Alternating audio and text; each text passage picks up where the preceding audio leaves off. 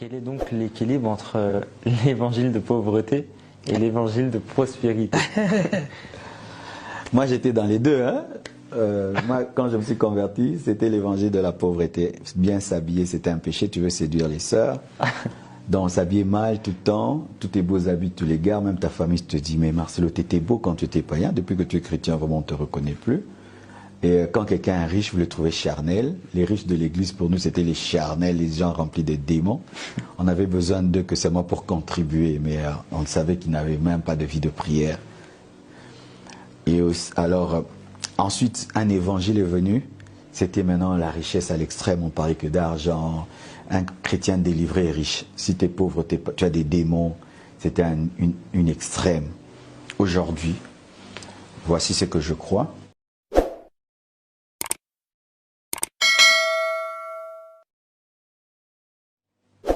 Que la première richesse d'un chrétien, c'est Jésus. Amen. 2, je crois que tout chrétien est béni. 3, je crois que ce n'est pas tout le monde qui est appelé être milliardaire.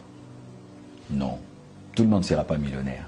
Je vois Paul n'était pas millionnaire. Les Pierres, ils ont réussi. Réussir dans la vie, ce n'est pas être riche, c'est atteindre ta destinée. Paul a atteint sa destinée, il a réussi.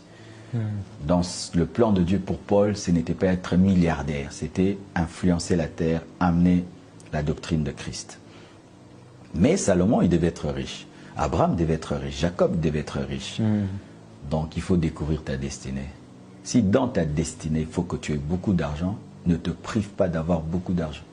Mais si dans ta destinée, tu n'as pas besoin de beaucoup d'argent, développe l'autre richesse, qui peut être un talent, qui peut être quelque chose. C'est pourquoi tu vois des gens, même ils abandonnent la richesse pour aller servir dans la pauvreté. Ils ont réussi. Hein. Ouais. Donc, pour ma part, il y a une destinée pour chaque homme. Ce n'est pas tout homme de Dieu qui sera millionnaire. Ce n'est pas tout homme de Dieu qui aura une église climatisée, avec écran géant. Je ne peux pas exiger ça à tout homme de Dieu. Non, Dieu ne crée pas des ministères clones. Des fois, certains, moi, je n'ai pas un écran géant. Moi, je n'ai pas encore la clim. Donc, mon ministère n'est pas excellent. L'excellence, c'est d'abord l'enseignement. Amen. C'est qu'est-ce que tu enseignes et tu engendres quel genre de fidèles. Ce n'est pas la climatisation, la moquette et l'écran géant. Ce n'est pas construire un temple de 4 étages, de 5000 places. Non. Il y a des hommes de Dieu excellents, mais ils n'ont pas l'argent. Alors nous voulons que tout le monde soit comme tout le monde. Mais la pauvreté est mauvaise. Parce que Dieu peut te donner tout ce dont tu as besoin, mais tu n'es pas multimilliardaire. La pauvreté est mauvaise parce que la pauvreté peut faire que tu meurs avant le temps de Dieu. Que tu sois incapable d'aider les gens, incapable de payer ton loyer, de te nourrir. Alors moi, je dis que Dieu pourvoit tous nos besoins, mais certains, ils ont beaucoup trop, et d'autres ont ce qui leur suffit. Merci. Ouais, il faut les deux. C'est ça, quoi, que je crois. Merci. Mais être aussi, même quand tu es riche, tu dois être capable de vivre sans rien. Ouais.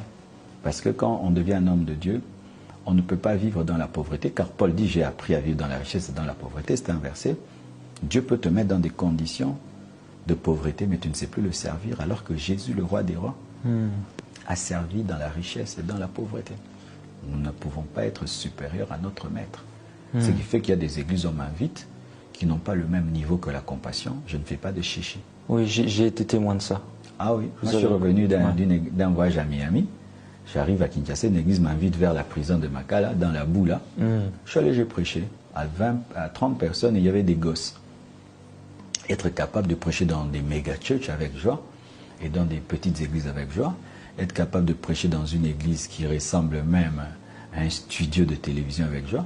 Mais prêcher aussi dans une église rustique avec joie. Pareil. Jésus pouvait prêcher une foule, il est heureux. Il prêche à la femme samaritaine. Même. Il faut être un 4x4 spirituel.